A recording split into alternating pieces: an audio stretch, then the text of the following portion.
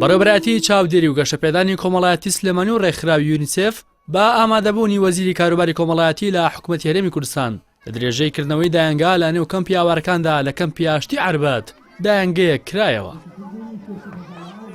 پرۆژەی پاڵپشتی مناڵان کە بەڕێوەبەرایەتی چاودێری و گەشەپێدانی کۆمەڵایەتی سلەیمانی بە هاوکاری یونیسف و بەڕێوەبەرایەتی کەمپەکە پێی هەستاون لە ماوەی 6 مانگی یەکەمە لە سنووری پارێزگای سلەیمانی 45,000 مناڵ سوودمەند بوون لە مناڵانی ئاوارە و ئەو مناڵانەی کە کەیسیانەیەواتە کێشەیەکی خێزانیە تەندروستیان هەیە. ئەم چالاکیە بەشی مۆسیقا، بەشی کۆمپیوتەر، بەشی زمان هەموو ئەو لایەنانە ئەگرێتەوە کە ئەمڕۆ سەرکەوتوانە خولی یەکەم چالاکیەکیان هەبوو لە گۆرانی و لە شانۆ و دواتریش بڵێ دیاری پێشکەش کرا بەسەر ئەو مناڵانەیە کە بەشداری چالاکیەکەیان کردهبوو. بۆیە لێرەوە دەستخۆشی لە ستافی سەرپەرشتیاری پرۆژەکە، ستافی سەرپەرشتیاری کەمپەکە و بەڕێوەبەرایەتی چاودێری و گەشەپێدانی خێزانی کۆمەڵایەتی سلەیمانی یەکەم کە توانیویانە ئەم چالاکیە گرنگە بۆ تەختیەکردنی مناڵان بەڕێوەبەرن. بەڕێوەبەری چاودێری و گەشەپێدانی کۆمەڵایەتی سلێمانیش دەڵێت لە ڕێم دایانگانەوە چاودێری منداڵان دەکەن و ئاگاداری کێشە و گرفتە تەندروستی و کۆمەڵایەتیەکانیان دەبن و بۆیان چارەسەر دەکەن.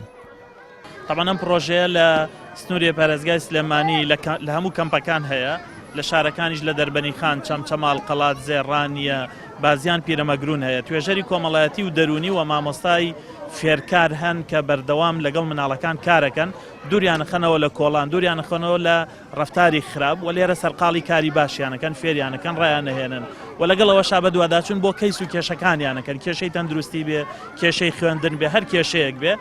بەرپرسی بەشی پلانی بەڕێوەبەرایەتی چاودێری و گەشەپێدانی کۆمەڵایەتیش باس لەوە دەکات لەم دایانگانە منداڵان پەروەردە دەکرێن و پرۆگرامی پەروەردەییان هەیە و قۆناغ بە قۆناغ دەردەچن. ئێمە و مناڵانە لە خۆ ڕۆژانە با بڵێن مناڵەکان ڕۆکەنە ئێرە لێرە بەپێی مەنهەجێکی تایبەت با بڵێن کاریان لەگەڵاکرێ و مەنهەجانە پەروەردەیی و فێرکاریە. مناڵەکان با بڵێن بەش بەشە دوای ئەو مەنهەجا بڕن باشتر با بڵێن ئامادەکرێن لە ڕووی دەرونی کۆمەڵایەتیوانێ پاڵپشتێکی باشەکرێن. منداڵانی نێو کەمپەکەش بەکردنەوەی ئەم دایانگانە دڵخۆشن و سوپاسی بەڕێوەبەرایەتی چاودێری و گەشەپێدانی کۆمەڵایەتی سلێمانی و ڕێکخراوی یونیسف دەکەن کە بەردەوام لە خەمیاندان. كم عشت حتى أسوي مسرحية هنا. أنا أشكر منظمة يونيسف لأنها قدمت لنا هدية حلوة، من ذوقها أني قدمت لنا هدية حلوة، أنا أشكرها ولجهودهم اللي ضيعوه.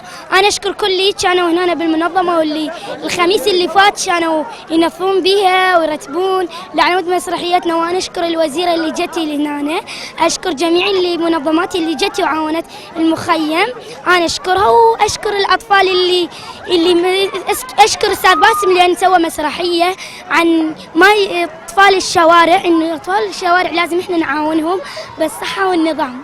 أستاذ أنا أشكر منظمة يونيسف لأنها عاونت المخيم وعاونت كل، وأنا أشكر أستاذ باسم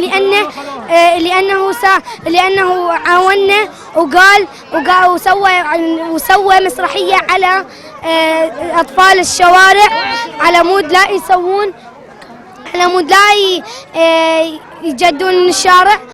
ڕاستی حەمامین کەناڵی ئاسمانی پەیام کەمپی ئاشتی لە ناحیەی عەربەت.